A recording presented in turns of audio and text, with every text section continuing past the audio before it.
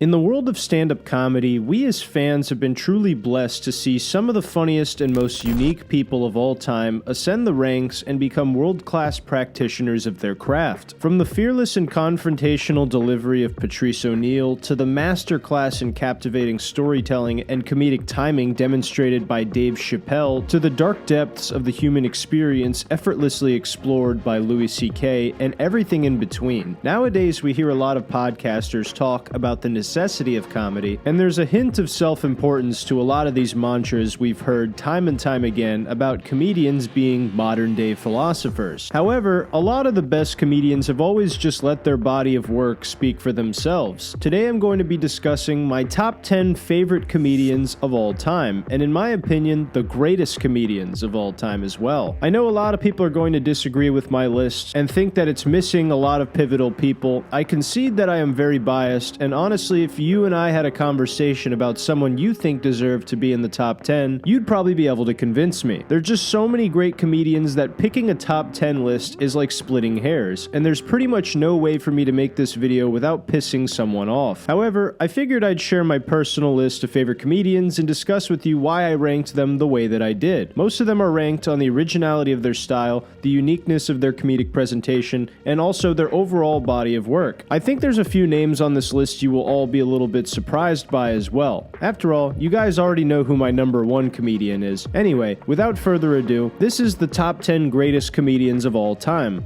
Get up off of that thing and stand to you better.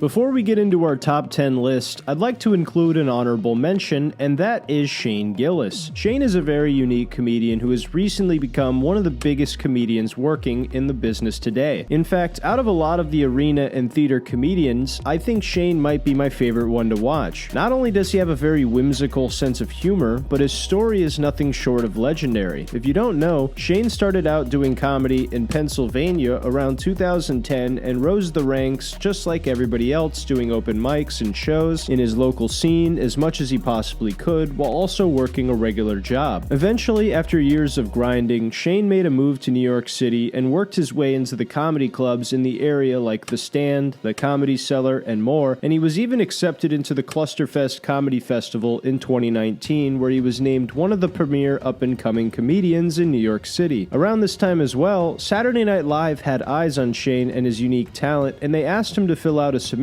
packet, to which he rejected the idea. So instead, they just sent a talent scout to Clusterfest to watch him perform, and Shane did so well that they told him he could come right to the audition on the main stage in front of the Saturday Night Live cast. He did so well that he would be recruited onto the show after his audition, even though he showed virtually no interest in following their process of recruitment in the very beginning. It was a splendid opportunity, and Shane nailed it. That was until they started doing press about him, and a spoken bird poet tweeted a clip of Shane talking about Chinatown from his podcast called Matt and Shane's Secret Podcast with Matt McCusker, where he was trying to be funny and made some unsavory jokes that led to him getting dragged by several publications and eventually led to him losing his spot as a Saturday Night Live cast member. Even though Lorne Michaels showed a lot of interest in Shane and thought he was incredibly funny, NBC was not willing to take the PR nightmare that came along with keeping Shane on the show after this debacle. Anyway, this was no big deal for Shane though, because he was naturally incredibly funny and was bound to explode anyway the moment he started to get more eyes on him, and that's exactly what happened after his firing. More eyes were on Shane than ever before, to the point where he eventually made his rounds on all of the biggest podcasts in the comedy world, sharing his introspective story about the whole SNL debacle. Then he eventually dropped his first comedy special titled Live in Austin on YouTube, which proved to be a massive success, receiving over 35 million views. Not only was it numerically a success, but a lot of comments are incredibly positive and uplifting, and a variety of other comedians praised the special as one of the funniest specials released in the year 2021. Personally, I loved this special a lot, and it made me laugh just as much as it did earlier that year when I met Shane and saw his act for myself. He would then release his second Netflix special on Netflix called Beautiful Dogs, which was hailed as a success, and he would even get his own sitcom on Netflix called Tires, which has been appreciated by most of his fan base as well. He would also be invited back to Saturday Night Live earlier this year to host the show in an incredibly full-circle moment for Shane and the dogs. Shane even caught the eyes of comedy legend Dave Chappelle in this incredibly cool clip where he asked him to do a bit on stage at the Comedy Cellar.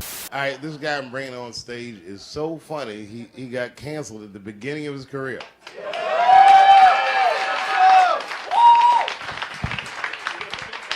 Please welcome from almost Saturday Night Live, Shane Gillis. Now, Shane. Hey. I'm gonna keep my comments brief. All right. Shane, you once did a joke that I love, and I hate making requests. I saw you do a joke about Donald Trump getting shot. All right. Of all the presidents, I think it's fair to say Donald Trump would be the funniest one to see get shot. Just because he'd be in the middle of a speech talking shit. Just, you're gay.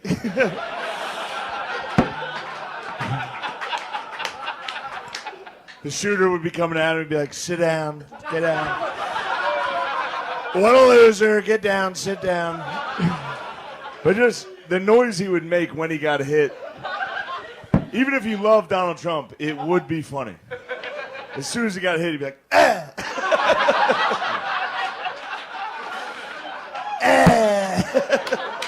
This has to be one of the coolest moments of Shane's life. Shane also has a really good relationship with another one of his comedy heroes, Louis C.K., and he even told me about a phone call he had with Norm Macdonald after getting fired from Saturday Night Live when I met him in person. He also did the open mic at my home comedy club after his show Sunday and hung out with all the younger comedians just for fun. What a fucking guy. This situation I experienced with Shane in real life also happens to be fully congruent with who he is on stage. He's a likable, gentle giant with weird strength. I have weird strength.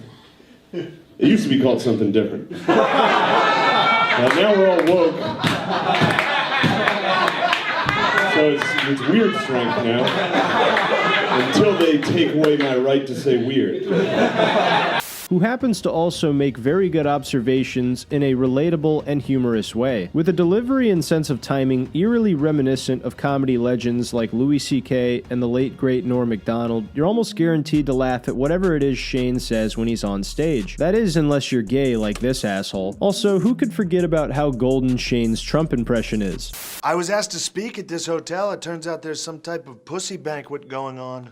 It seems like we're going to be seeing a whole hell of a lot more Trump in the coming years from our boy Shane. For being so young, Shane has already done a lot in his comedy career, and now he's at a point where he's touring the country selling out arenas. 2 months ago, he set a record for most tickets sold at the Scotiabank Arena, which was later broken by Sebastian Maniscalco, but it doesn't matter. Shane is an honorable mention on my list because he has the potential to go into the top 10, maybe even the top 3, if he keeps working hard and strengthens his body of work because he's so young, and I firmly believe he's only going to get better and better as he ages and gains more perspective. Here's a few of my favorite moments of Shane Gillis being effortlessly funny on podcast. From getting SNL to getting fired, almost did not even...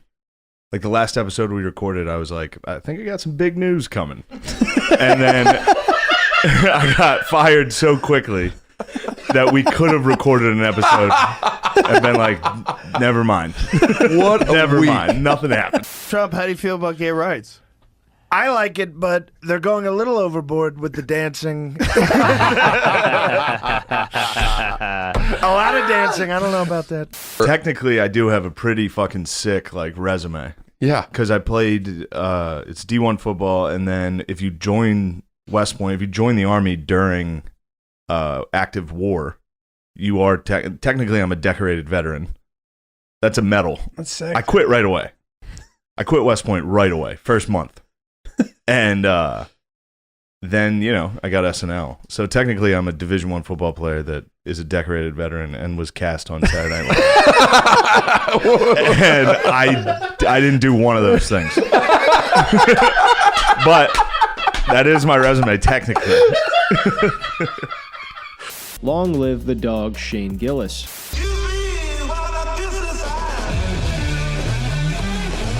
Starting off at number 10, we have Doug Stanhope. Doug is an incredibly funny comedian to see live, and he's one of the few people that makes me realize there are benefits to binge drinking as an artist. Doug's style is addicting to watch because of his biting social commentary and his very fair assessment of himself and the world around him. Doug will be the first person to tell you that he may be wrong about everything he believes and that he has blind spots as a person, but that doesn't stop him from going on an all-out assault whenever he decides to go after someone or something in his act. Whether it be something as dark and demented as ISIS beheading and execution videos, or something more palatable to the general public like marriage and divorce. I know that's saying something because some people have been through such nasty divorces, and a few of them would have probably taken being beheaded over that. The point is though that Doug Stanhope will tackle any topic he deems fit and will not hold back at all. His unfiltered honesty and refusal to soften his act is likely the reason he has not seen any massive mainstream success. But if you're a die-hard fan of stand-up comedy, you would know he's still one of the greatest comedians of all time. One of my favorite moments of all time was the Austin incident where he let Alex Jones go on stage and open for him, which completely turned the crowd into an unruly mob. And then he went up after the fact and wrangled the disgruntled crowd until he walked off after an hour to a standing ovation. Please keep it going. For the Lord of Conspiracy, Alex Jones, everybody!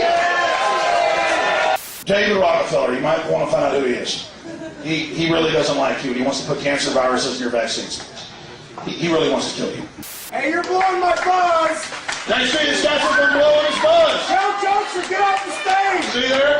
See there? Come on, man, we're here to have fun. Wow, watch some Alex Jones sober with a lot less bombast so you can actually think. Watch 9/11 Road to Tyranny, or just see the remake, Fahrenheit 9/11. It's Shut the fuck up! Oh, that was bullshit. That was 5 minutes of my life. And you know what? I worked at Home Depot 60 hours. I had an hour and a half to make up for all of it, and he took 5 minutes of it. All right, I gotta go. We got fucking drinking to do in other places. I'll see you out front if you want that new CD. Thank you very much. Sometimes I feel like Doug is so good, he just wants to challenge himself and make a few nights of his job even harder than they already are being a stand-up comedian for a living. Given Doug's very unique style and aggression on stage to speak his points in an authentic manner, and his incredibly sharp wit with a pen in his hand, I rank Doug as number 10 on my list. At number 9, we have Jerry Seinfeld. This is probably going to be a surprise to a lot of you, but Jerry Seinfeld is number 9 for me, and I don't think that any top 10 list is complete without him. I am very biased given the fact that I grew up and got into Seinfeld pretty early on in my life, but aside from his show being brilliant, his stand-up is nothing short of stupendous as well. More on Seinfeld the TV show later though. When I think of a comedian who really gets to the bottom of a topic, to me there's very few comedians that come even remotely close to Seinfeld. One of my favorite bits of his is his joke about the Coca-Cola commercial, which actually first aired on Seinfeld. Some people have a little too much fun on television. The soda commercial people, where do they summon this enthusiasm? Have you seen them? We have soda, we have soda, we have soda. Jumping, laughing, flying through the air. You watch a TV and you're drinking the exact product that they're advertising right there on TV. And it's like, you know, they're spiking volleyballs, jet skiing, girls in bikinis, and I'm standing there. Maybe I'm putting too much ice in mine.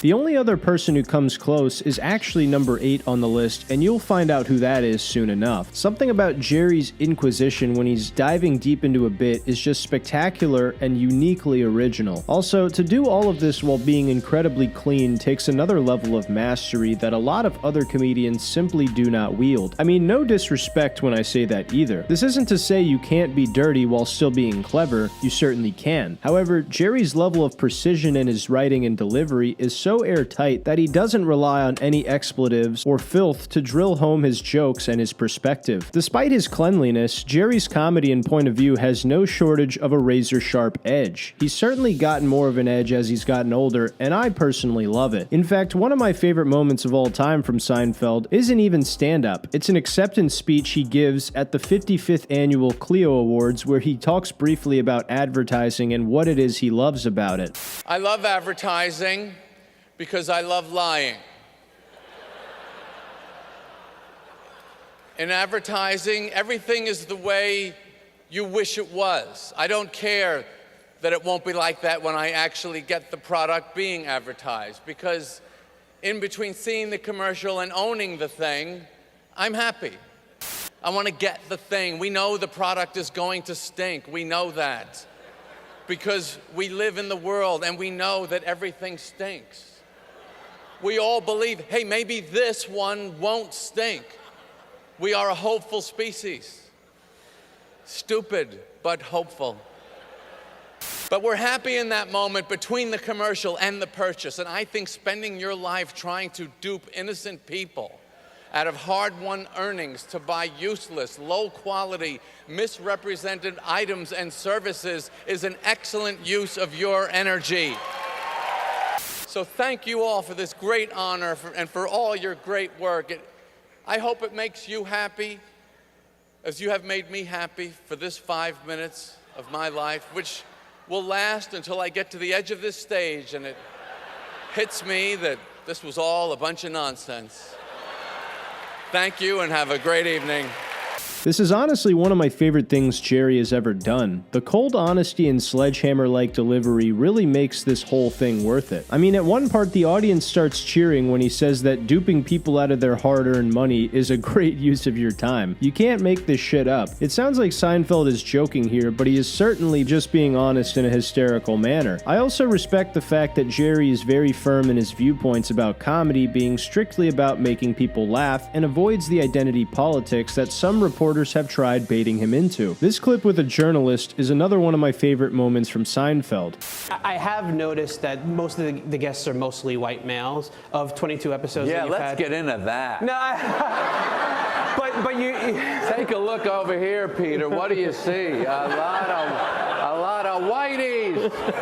What's going on here? People think it's the census or something. I mean, this has got to represent the actual pie chart of America. Who cares? It's just funny. You know, funny is the world that I live in. You're funny, I'm interested. You're not funny, I'm not interested. Okay. And I have no interest in gender or race or anything like that, but everyone else is kind of with their little calculating, is this the exact right mix? You know, I think that's, to me, it's anti-comedy. This type of response from one of the greatest comedians of all time is perfect, and hopefully made this reporter realize just how fucking dumb of a question this was. The elephant in the room here is that Jerry Seinfeld and Larry David created the hit sitcom titled Seinfeld that is widely regarded as one of the greatest and most influential comedy shows of all time. I mean, with 9 years, 180 episodes, and literally enough money for each of the cast members to buy their own island, the show was the pinnacle of success. Not to mention that the only reason the show was stopped was because Jerry felt the show had run its course creatively and no longer was interested in making it. The network would have loved another season of Seinfeld, but they stopped it just because they no longer wanted to do it, even when offered north of $100 million to make another season. A lot of people criticize Jerry and say he is pretentious and unlikable, and I would say you are right at times. Jerry definitely does have his moments where he comes across incredibly pompous and full of himself, but Jerry is also somebody who is incredibly cerebral about his craft and cares a lot about stand-up comedy, so in that regard, I think he gets a pass for me as long as he keeps being hilarious. People also say that without Larry David, that Seinfeld show would have been nothing, and to that I'd say sure, you're probably right, but whatever. Part of being successful is making good relationships with people who are driven the same way that you are, and that you share a creative vision with, so you can't blame him for that. All in all, Jerry Seinfeld is one of the purest observational observational comedians we have ever seen, and he co-created one of the best shows of all time and has been a beacon of success and comedic ability in the world of stand-up since he was just a young man. Long live our favorite Jewish honeybee, Jerry Seinfeld. At number 8, we have Sebastian Maniscalco. Similar to Jerry Seinfeld, Sebastian is an observational comedian who brings a whole new element to his comedic delivery. To me, Sebastian is kind of like an Italian Seinfeld. While Seinfeld can be animated on stage and act things out, Sebastian takes this to a whole nother level and brings some of the most unique and relatable physical comedy via act-outs to his routine while remaining relatively clean throughout his entire show. He rides the line of PG-13 comedy you can watch with your family perfectly. One of the first bits I ever saw of Sebastian was him talking about going to the grocery store and checking out in his Comedy Central special titled What Is Going On. Went to the grocery store. Always a problem at the grocery store. Always something going on in my line, right? Always in the back, I'm like, what are they doing? Who's still paying in check? Then the whole line sees it.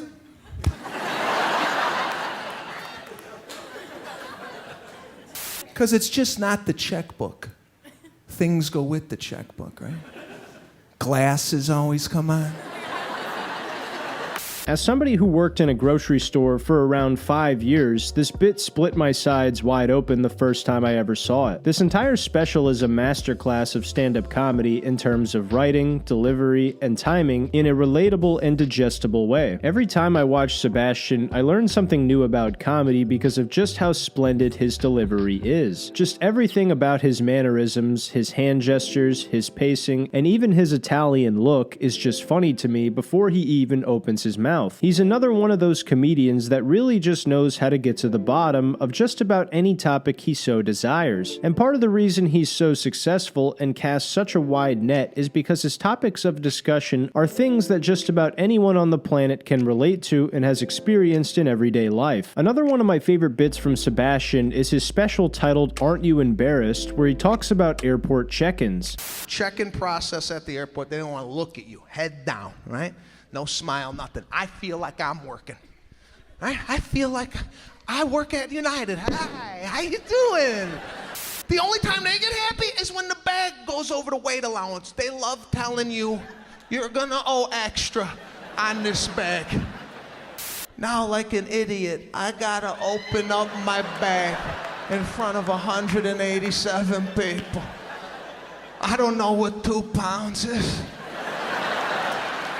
Just everything about this bit is relatable to anyone who has traveled in their life, and I can't watch a Sebastian bit without laughing my ass off. That's why I consider him one of the greatest comedians of all time and one of the best comedians working today. He's released 6 comedy specials in his career that have all improved with each new hour, and he's also begun to dip his toe into the wide world of cinema as well. Sebastian is unique because he's one of those comedians who blew up as a stand-up comic from just stand-up alone. A lot of comedians nowadays rely on their podcast for their marketing, and their stand-up isn't as good because they have to divert some of their time to grinding the podcast rotations, but Sebastian was a great comedian before he really started appearing on any podcasts. Now he just does it for fun, and he sells out arenas across the country, and whether he appeared on these podcasts or not, he would have no problem selling out any venue he decided to do. I just saw him live in my city with one of my best friends, and he was fucking fantastic. One of the best comedians I've ever seen live. There's not a whole lot more I can say about Sebastian besides the fact that he's just an incredibly marketable comedian who just so happens to also be incredibly gifted at the craft of comedy. His act-outs really take his comedy from just telling funny jokes to delivering material in a way that flexes every muscle available in the comedy arsenal. When it comes to making me laugh, a dry, sarcastic type of humor usually is what gets me the most, but someone who is this animated and talented I also have a deep appreciation for because it's different from a lot of my favorite comedians. Anyway, Sebastian Maniscalco is number 8, and I hope you guys understand why he's one of my favorite comedians. Long live Sebastian Maniscalco. At number 7, we have Bill Burr. Old Billy Redhead Burr is one of the most unique comedians to ever grace the stage. What I love about Bill Burr is the fact that if you hire a moving company in Boston, Massachusetts, and one of the two guys is a bald ginger, there's a really good chance he's going to remind you at least somewhat of Bill Burr. Obviously, he isn't as classically trained as Bill is with 30 plus years of stand-up comedy experience across the country, but he will probably match the goofy, ball-busting, funny uncle who likes to drink type of energy you get from Bill Burr. Billy Bellycheck Burr is the quintessential everyman who says whatever comes to his mind, and there's a little bit of Bill Burr in all of us because we're nice and civilized people in regular everyday life. Well, at least most of us are. However, at the same time, a lot of us are just 2 or 3 really bad days away from snapping and becoming the psycho that Bill has embodied in his stand-up comedy before. Bill has a very unique ability to boil down the absurdities of everyday life in a way that is digestible to anyone who is open-minded. He's not as pretentious or condescending as other observational or quote intellectual comedians are perceived, like Bill Maher or George Carlin. And that's the most charming thing about Bill, is that he points out things we all go through in a way that a regular person would do. One of my favorite Bill Burr moments of all time was his viral clip he has about domestic violence from his special titled "You People Are All the Same." One time she was watching this show, it was like a poor excuse for The View, and they started talking about domestic violence, right? For the 9 millionth time this year. Just some people didn't get it. It's not okay to slam your wife's head into the cupboard drawers because she didn't dry the can opener off properly, you know? It's gonna fucking rust, right? How do you not know not to do that shit? Do they really have to keep talking about it? It's like wife beaters watching for, oh, fuck, ah! Now I get it. Upset daisy, sweetheart. Here we go. There you go. Oh. That's just a snippet of it, but I remember watching this clip years ago and laughing my ass off at it and immediately going on Netflix to watch the full special for myself. Another cool thing about Bill is he can also make a sincerely good point about certain topics that are deemed unsavory while claiming to be a dumb guy who doesn't read because it makes him sleepy. Another one of my favorite Bill Burr moments is when he was doing morning television and immediately made the woman uncomfortable just by being himself. You know, I was reading a little bit about you, and it says that you have a tendency to kind of go with your first thought. Yeah. Because reading makes you sleepy. That's right. And my first thought is this is the best week to be here, the week before the Super Bowl. That is so true. Before all the whores fly in, you know? Yeah. But just want to get out. Wow. Just want to get out of here before that. What is true? This is like the Oscars for prostitutes. Okay, all right. This entire week. Let's remember we're G-rated here, folks. All right, so we're going to go back to a safer subject because, as you know, I'm sorry, I didn't realize. This is freaking hilarious. Bill is just being himself, and I'd venture a guess that most of this is completely off the dome, and he wasn't even trying to be intentionally offensive. He also had this hysterical moment where he makes fun of the Catholic Church on TV, and of course, his legendary Philadelphia rant that cemented Bill Burr a forever spot in the Comedy Hall of Fame. If you want to hear the full story about the Philly rant, I have a video covering it right here that you could watch after this one. Bill Burr has also hosted Saturday Night Live twice to mixed reactions from comedy fans, but I strongly believe that his monologues were both very good and that the audience was the main reason that there were rough patches in both sets. I really think he deserved a lot more credit than he got those nights. Now, I know some people have criticized Bill, saying how he has definitely gotten softer since getting married, moving to Los Angeles, and also having 2 of his own kids. Other people take it further and say that his wife Nia wears the pants in their relationship and that Patrice O'Neal would roast the person Bill Burr has become. I'll be the first person to admit that Bill Burr has definitely gotten softer over the years, but I do think that's expected when you do all of the things that I previously listed. Having a daughter is going to soften any man, and of course living in the city of angels, gaslighting, and high taxes as a famous multi-millionaire will put you a little bit out of touch as well. However, I'd still say Bill is one of the greatest to ever do it when you consider his dedication to stand-up comedy for decades and decades and his long body of work over his career that speaks for itself. I still think Bill Burr is hilarious, and there's plenty of people that may disagree with him being number 7, but he will always be in the Comedy Hall of Fame for me no matter what, given his resume and just who he is as a person. Long live Billy Redhead Burr.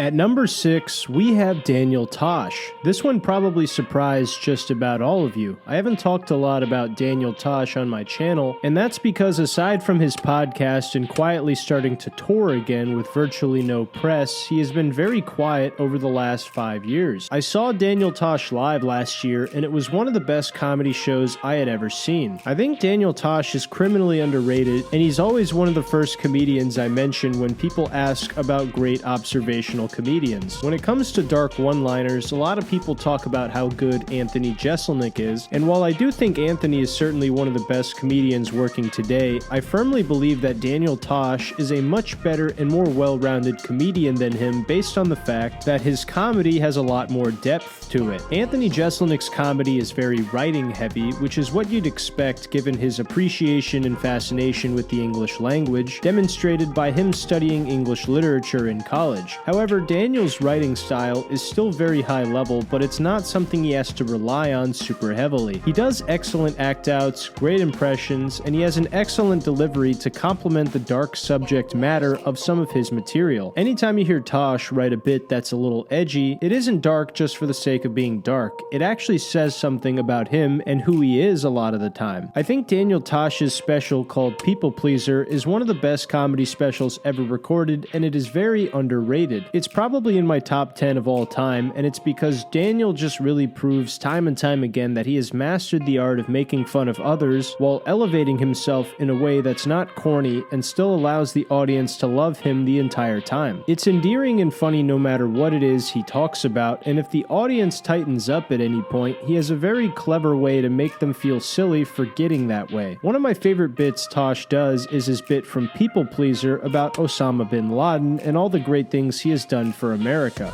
Has enough time passed in this country that we can openly and honestly talk about the great things Osama bin Laden did for us? And don't act like he didn't do anything good. How about the fact that we immediately know September is 9? I use it for August. 9/11 minus 1, 8. How about the fact that every time you take your wife or your girlfriend to the airport, you no longer have to walk her all the way to the gate? Yeah. This whole special is a masterpiece, and I really think it's some of the best stand-up comedy on Comedy Central. His previous special, Happy Thoughts, is also amazing, and of course, if you're a fan of anything Daniel Tosh related, how could I gloss over his TV show that made him rich, Tosh.0, a show with great sketches, monologues, and essentially reaction videos before they were called reaction videos. Just a sledgehammer of joke after joke from the perspective of Daniel Tosh, who will make fun of anything he sees fit and worthy of parody. Another one of my favorite jokes from Tosh was his joke about slavery from People Pleaser because of how well he pulls off such an offensive premise. This is a tough joke to do as a white comedian, but here goes. There's nothing more shameful in our country's past than slavery, but I've grown up in a generation where I've idolized black people my entire life. They are better at everything. So the fact that we pulled off slavery, I've already said it's awful. I mean, at any point, they could have been like, you know we can just run away, right? And you will never catch us. The way he pushes and pulls the audience through this quick bit of material is splendid. He doesn't get mad at the audience and say how they can't take a joke. He basically just takes them along for the ride, and by the end they're laughing together at how absurd this premise was. Another thing I think is super unique about Tosh is how he strings together all the jokes in his act, because you can tell a lot of them are just non sequiturs that are really funny on their own. The way he stacks punchlines and seamlessly transitions from topic to topic makes it incredibly easy for the audience members to listen to an hour of Tosh's comedy and have it feel like barely any time has passed. This type of style reminds me of Dave Attell because of how great each joke is written, how awesome the delivery is, and how much respect he has for your time when putting together his set list. Daniel Tosh took the genre of observational comedy and put his own unique spin on it to become a very original voice in comedy. I might get some hate for this opinion, but it's my top 10 list, and that's why Daniel Tosh is number 6 on the list for me. Long live Daniel Tosh.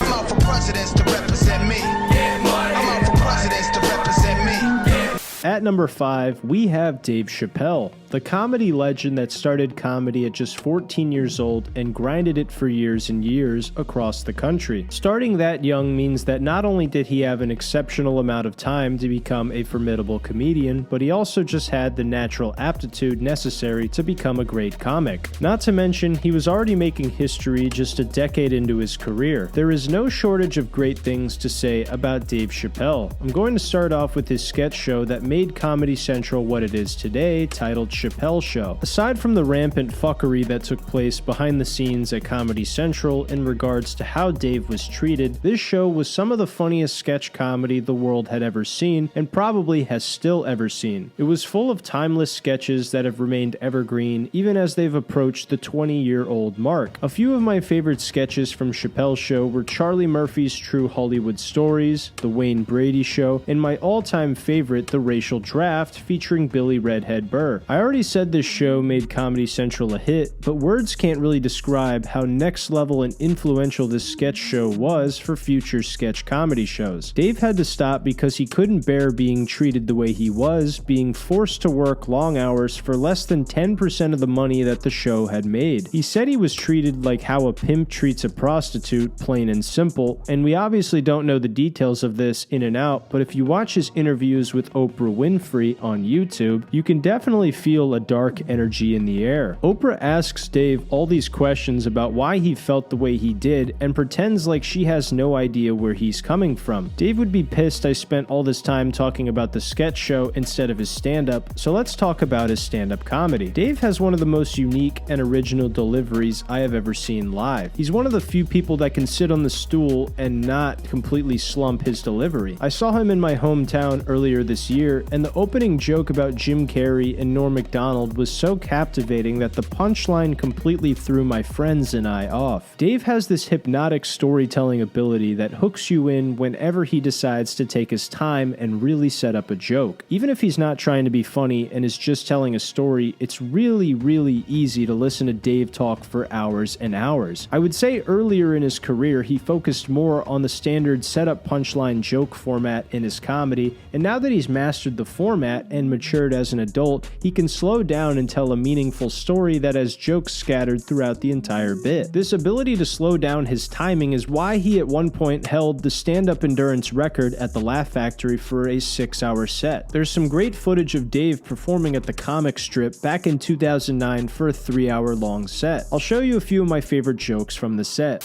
No, Mel Gibson is an incredible filmmaker, and he's the only guy that beat the American Media Machine. It's a very difficult fight. I've tried it, and I lost. Oh, no, they'll whoop you good. You can't even bug the system just a little bit. Look at Britney. Britney Spears just wanted to have a couple babies. Look what they did to that girl. Fucking awful, man.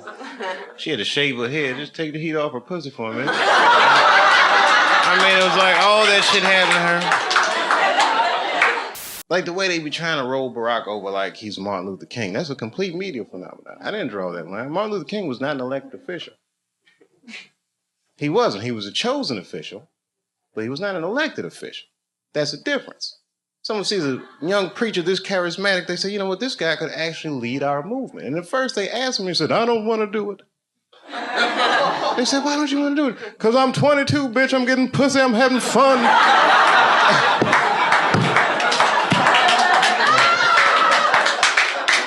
All that shit, fake. World Trade Center, fake. You want to know who blew that shit up for real? I ain't gonna say that. But you know, it's my own personal thing. I don't even want to say that shit. Yeah. You know who I think blew up the World Trade Center? Ashton Kutcher. America, you have been pumped. Seriously, what an amazing set this was. Dave has one of my favorite comedy specials of all time, Killing Them Softly. This special is my second favorite of all time, but in terms of quality, it truly might be the tightest hour of stand-up comedy ever recorded. Given the fact that this special was released before I was born, I didn't watch it until I was 21 years old, and I really loved it. It's crazy to think that Dave released quite possibly the best stand-up special of all time when he was just 27 years old. I have really enjoyed a lot of his Netflix comic specials too. Not to the level I enjoyed Killing Them Softly, but I could still watch the others with friends and a couple brewskis and have a really good time. When you have an output like this and put out this many comedy specials, of course not all of them will be perfect bodies of work, but Dave has done enough in his career to where I can give him a pass for relaxing and just enjoying the comedic process. After all, a lack of enjoyment in the process is the entire reason he left Chappelle's show, and I'd much rather enjoy his creative process and him continue to make comedy specials than hate his life and burn out. Anyway, I don't think any top 10 list is complete without Dave Chappelle, which is why he's number 5 for me. Long live Dave Chappelle.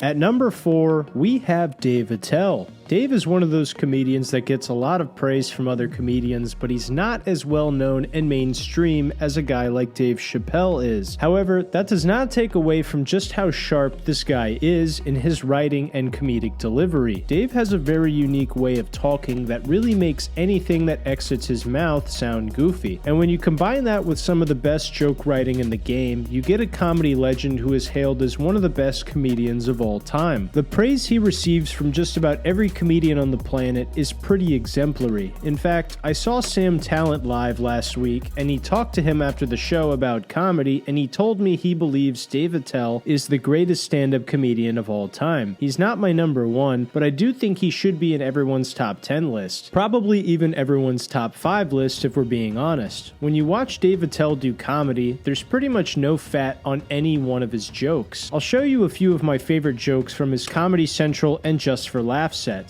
World's worst scene. Where's your chick? You have no chick?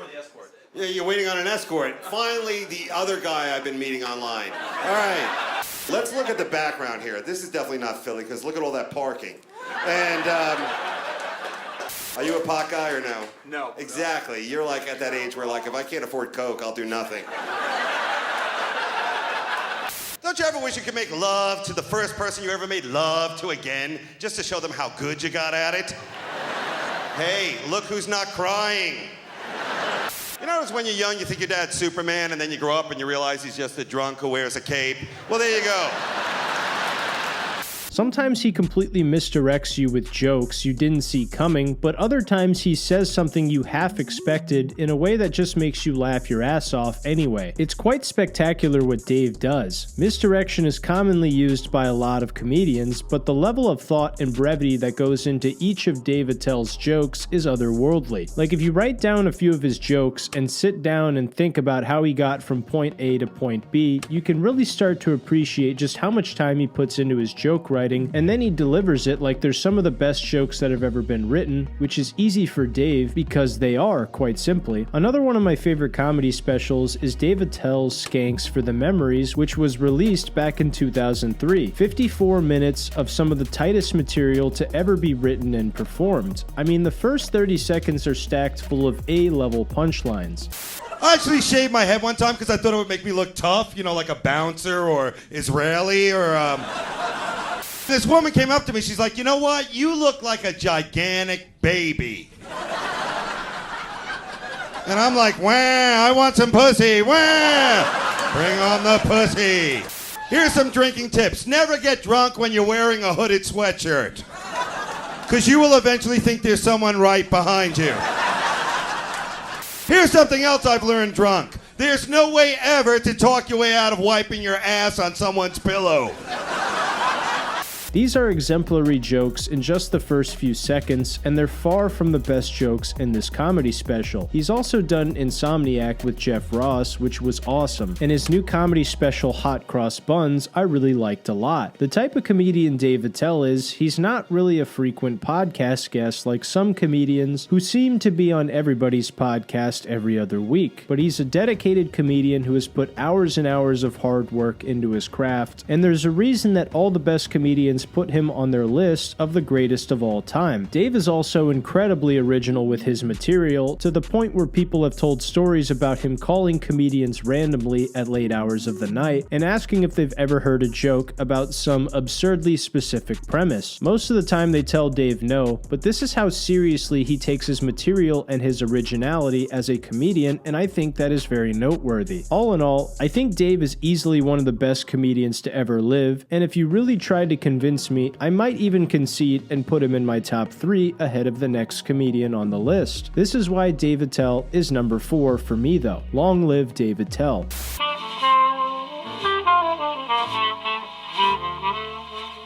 Coming in at number 3, we have Louis C.K. I mean, good God almighty, there's so much to cover about Louis and why he's so great. I could probably make a separate video about everything this guy has done and been through in the world of comedy. Louis started stand-up at 18 years old and slowly grew as a comedian in the Boston comedy scene, but after 15 years of doing the same act, Louis felt like he had made a huge mistake pursuing stand-up as a career. After hearing George Carlin talk about how he writes a new hour of comedy every single year, it gave Louis the courage to throw out all of his new material, and this void made Louis realize he had to go deeper and start talking about who he was on stage. This was when Louis really went from having good sets to crushing just about every time he took the stage because he was actually talking about the things that were really important to him. Also, after 15 years of doing stand-up comedy, he had a very distinct delivery and ability to write jokes. So this was the perfect storm for Louis to start really breaking through as a comedian and filmmaker. He would go on to release a few of the best comedy specials of all time. A few specials that really stuck out to me were Live at the Beacon Theater, Shameless, and Chewed Up. After many years of hard work, Louis became the household name in comedy we've all come to know and love. Louis has this very matter-of-fact delivery whenever he's on stage, and he really fools you into thinking that it's the first time he's saying any of this. Sometimes you can tell a comedian has rehearsed their act a lot and appreciate it, and that's all well and good. Louis, on the other hand, conceals just how hard he has worked and makes it appear that everything he is saying is completely off the dome. Not to mention the material he writes is incredibly personal, dark, and strange, but the level of weirdness comes from the things that everybody thinks but is too afraid to say. Louis has mastered the ability of taking his deepest and darkest thoughts and turning them into witty premises with world-class punchlines, and this is part of the reason he's one of the greatest to ever do it. He also displays this thought process in his hit television show that was on FX titled Louis, which is an absolute masterpiece if you love anything comedy related or anything Louis C.K. I highly recommend you watch it for yourself because not only is it funny, but there are genuinely breathtaking moments from this series, like the episode with Doug Stanhope where they talk about incredibly sensitive topics in a very powerful way. Another one of my favorite episodes is the episode featuring Nick DiPaolo, where they personify the type of passionate political discourse we see all the time on the internet. One day I'll make a video covering the show Louis as a whole, but for now, I still need to finish the show, and once I do, I promise I will cover it. Returning to his stand-up, one of my favorite Louis bits that shows how good he is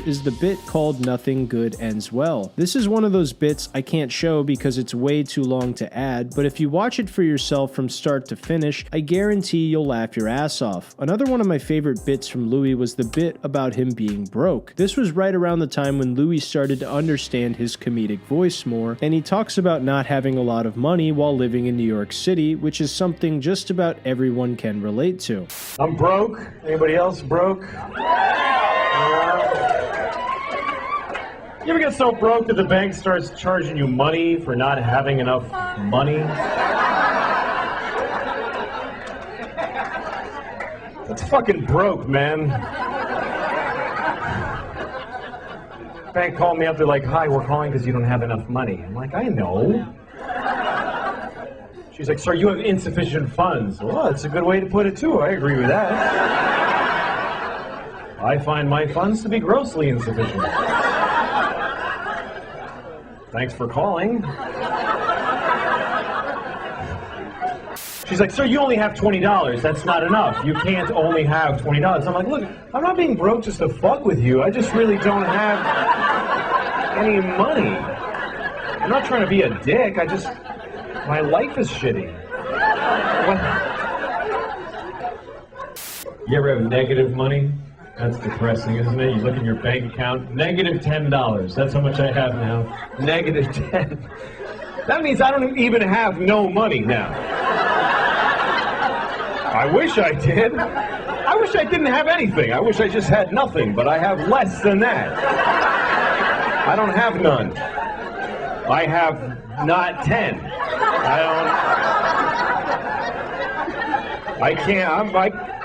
If it's free, I can't fucking afford it. Somebody could come up to me, take this, it's free. Fuck, that costs nothing. I can't afford that. That's more than I have.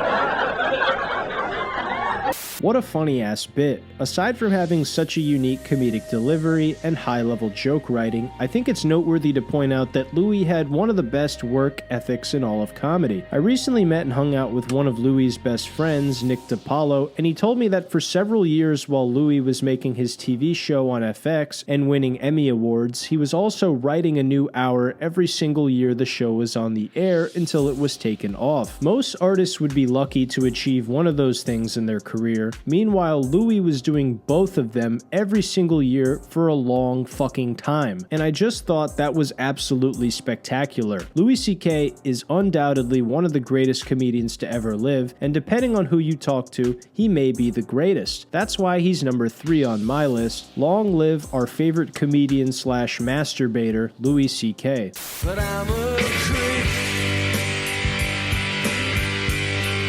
Coming in at number 2, we have Patrice O'Neal. Patrice has to be one of the funniest fat guys the world has ever seen. He was another one of those comedians that started off funny, but when he eventually found out how to be himself on stage, that's when he took his comedy to the stratosphere. Louis C.K. once said on the Joe Rogan Experience that Patrice holds a spot in comedy that nobody will ever touch, and I completely agree with that. Patrice was incredibly honest, direct, and blunt about his point of view, even when he knew it was going to rub some people the wrong way. Not just about any topics either. They were often highly controversial ones like race, politics, and especially male and female dynamics in the dating world. The way he saw it though, those people who hated him for who he truly was and what he believed were not his audience because they had already made up their minds about him before they ever heard him out. Patrice would always be willing to hear you out, but there was a caveat to this. He'd give whoever it was enough rope to hang themselves,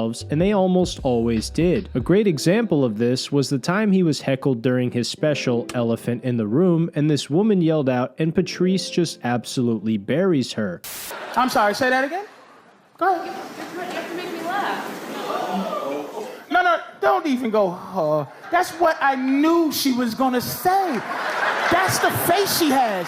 And that's what you deal with. That's what she has to add. You have to make me laugh. Who's gonna make your miserableness? That's not my job to pull your misery from inside your gut. I don't know what happened to you. I can't make the things you're still dealing with from when you were 6 come out in laughter. And this is why you know she's not, this is women. You have movies in your head that only star you, directed by you. Everybody else is laughing and she goes, you have to make me laugh. The fact that laughter's contagious should help you dead on the inside. That's you.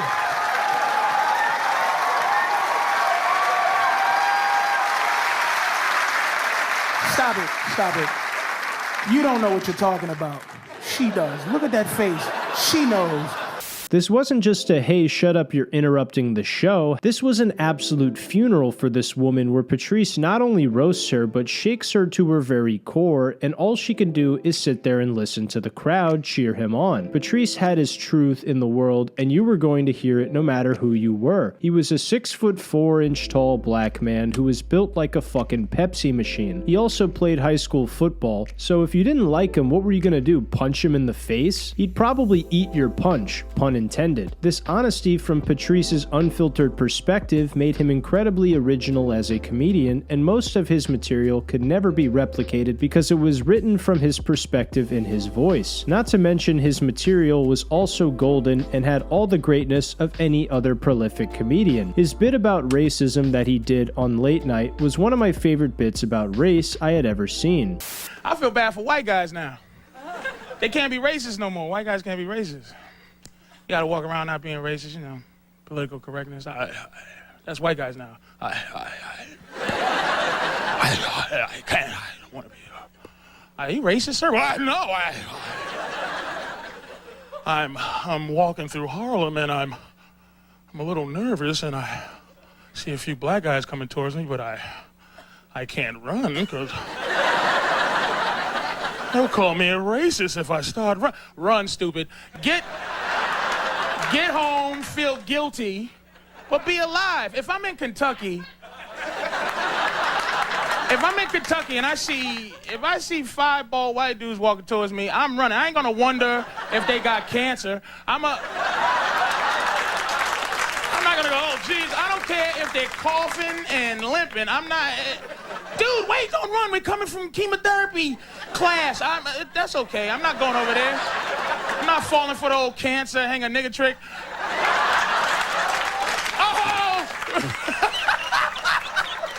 It's thoughtful, unexpected, and he maintains his aura of likability even when discussing an incredibly sensitive topic. Another one of my favorite moments of Patrice giving someone enough rope to hang themselves in an argument was his famous interview on Fox News with a woman named Sonia. I don't know her, but I'm assuming that she has nothing to do with funny. So I'm gonna speak as the expert on funny. Funny people should just be left to trying to be funny. What if they're not funny? Then you made a mistake. But your world is not funny. Your world is next on the big story. My world is people trying to be funny. Well, I mean, you think it's okay to try to make jokes about rape? I'm diabetic. I make fun of that. I'm a victim. I might lose a toe. I think the nation is just tired. There's a new mood in the nation. What nation? The nation. You know what? We're tired of things that are just the nation, this paper, and you? I'm not the nation. I'm just speaking for me and funny. We are outraged and fired and fired and fired. Name calling. I'm outraged. I am outraged. You should be. I am a fool. Now, if I called you a fool, well, why not? The attempt is what I'm trying to fight for. The joke funny jokes and unfunny jokes are come out of the same birth. That you don't know if anything is going to be funny. You should attempt to be able to make anything funny.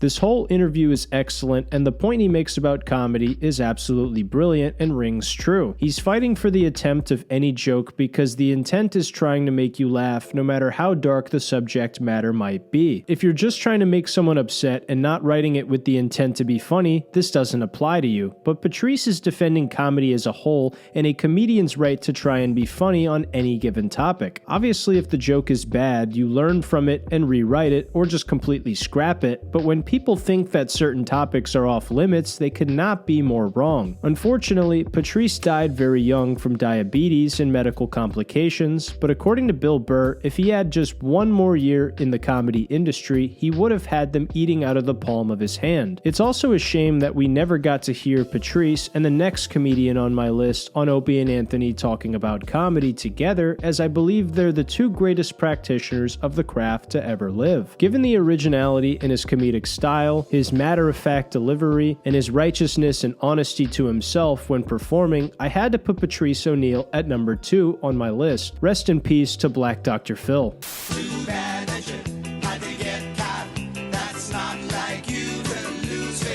Coming in at number 1, we have the one and only Norm Macdonald. If you're a fan of this channel, you already knew Norm was number 1 on my list. Norm and Patrice are in many ways similar, but they're also in many ways different. Patrice talked about real issues and things that were super important to him and others, but Norm was the king of nothing comedy. Some of his observations are completely real and relatable, but then some of them are just goofy for the sake of being goofy. Norm started comedy in his early 20s while living in Canada, and within 6 months of doing stand-up comedy, he was selected to perform at Just for Laughs Comedy Festival in Montreal. I don't think a lot of people understand just how enormous of a feat that is for a young comedian. It takes some comedians a decade before they get an opportunity to do something as lucrative as Just for Laughs. Norm was doing it in his first year of comedy. If you ask a lot of comedians who their favorite of all time is, Norm is certainly going to be in the first 4 or 5 names listed. Norm could say something incredibly profound or incredibly funny in the same sentence, but you never knew what he was going to say because he was always dedicated to making people laugh and surprising them. Norm was also great at late night television. Conan O'Brien has said before that he kind of split the atom with his tactic he used on the shows, where he would go on and tell a completely fabricated story full of amazing jokes and make it up out of thin air. The story would be a complete waste of everyone's time, but by the end of it, you're wishing he would do it again. again. One of the best examples of this was the appearance where he talks about his wife being a battle axe. The entire time he's making these old school jokes, you think at some point Norm is going to be serious, but he never is. In fact, when Conan tries to dig and ask a personal question to Norm, the way Norm answers it leaves you feeling like you know even less about who he is than you did before he answered. Norm's stand-up style was also incredibly unique. The way Norm delivers jokes is truly like no other. Another thing, most comedians can be put into a category. If you made a list of storyteller comedians, you'd probably put Theo Vaughn, Dave Chappelle, Josh Wolf, etc. If you did one for one-liner comedians, you'd probably put Rodney Dangerfield, Stephen Wright, Anthony Jeselnik, Mitch Hedberg, etc. But when it comes to a category with Norm Macdonald, there's really nobody like him. Sure, he's an observational comedian, but the way he makes observations and misdirects the audience is different from every comedian on the planet. Like, Louis is also an observational comedian, but I wouldn't say what him and Norm do are the same in any way. I literally can't think of a single comedian like him, and that's how special Norm's style is. Not to mention, whatever he decided to talk about, he would leave you in stitches. And what's even funnier is if he believed in the joke, he didn't care if you hated it or not. He was well known for this on the Weekend Update segment of Saturday Night Live, where he would read jokes that the audience didn't care for and just stare into the camera. I could talk about Norm all day, but I'll go ahead and share a few of my favorite moments from Norm. One of my favorite was at the 6th annual ESPY Awards at the end when he makes a jaw-dropping joke about our favorite football player. And there's Charles Woodson. How about that? What a season he had.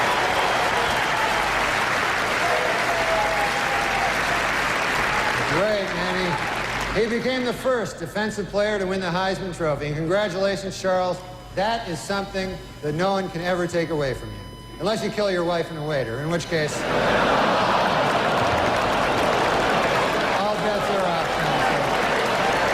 What an amazing joke. This was also right after Norm had been kicked off SNL, literally just a month or so after, so this was very ballsy on his part. Also, who could forget the time he hosted the YouTube Awards and kept reading the names of people he didn't know while mocking them? The wonderful Norm Macdonald. Yes, and Jenny, all the stars are here. Do you want a microphone, Norm? Yes. Is that my tree? What a disaster. Jenny, all the stars are here. It's true. Beardy Man, Claude Racine, Dax Flame, Betty Fine, You got it. and Raffi Fine. All the stars You really keep up with all that are stuff. here tonight. Oh, yes. Harley Morenstein is here. All right. And we also have comedian Todd Glass. He'll be hanging out backstage with some of tonight's guests. And on the red carpet, we've got comedian Kulap Vailesak and host... I feel like Todd will be struggling to know these people. I'm sorry, I'm going to continue with the what the computer says, Norm, although I'd I'm love sorry. to talk to you more than this computer. We're on but the I have to do computer. what the computer says, even though I do love you, Norm. I think you're one Okay. of the best. We're also going to be talking to the Well, host of... I'm no Harley Morenstein. You're not, Norm, but you gotta just let me read this fucking thing.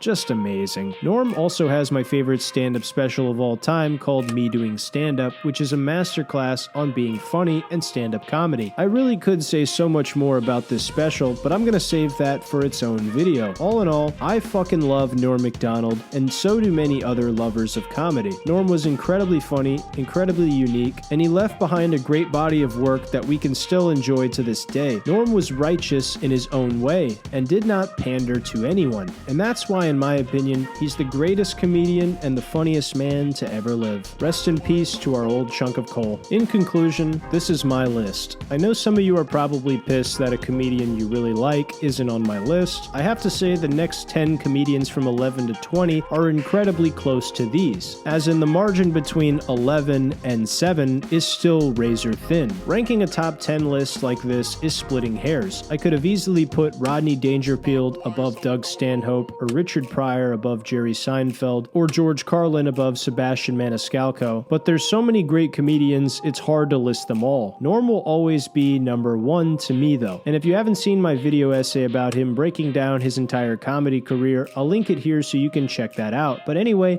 what do you guys think? Do you agree with my list? Who would you shuffle around to the number one spot, or are there any comedians you think should have made the list that did not? Let me know what you think in the comments down below. Real quick, if you made it to the end of the video, I want to bring your attention to my second YouTube channel. If you want to keep supporting me and get to know me better as a person and creator, I definitely recommend checking out the second channel to see me talk about real issues in a humorous way. I'd love to see some of you guys in the comments on those videos as well. Your insights and opinions in the comments are always greatly appreciated. As always, I want to thank you guys for watching the video to the end, leaving a thumbs up if you enjoyed it, and subscribing if you're new to the channel. That's all I got for you guys today. I love you, and I'll see you in the next video. Take care.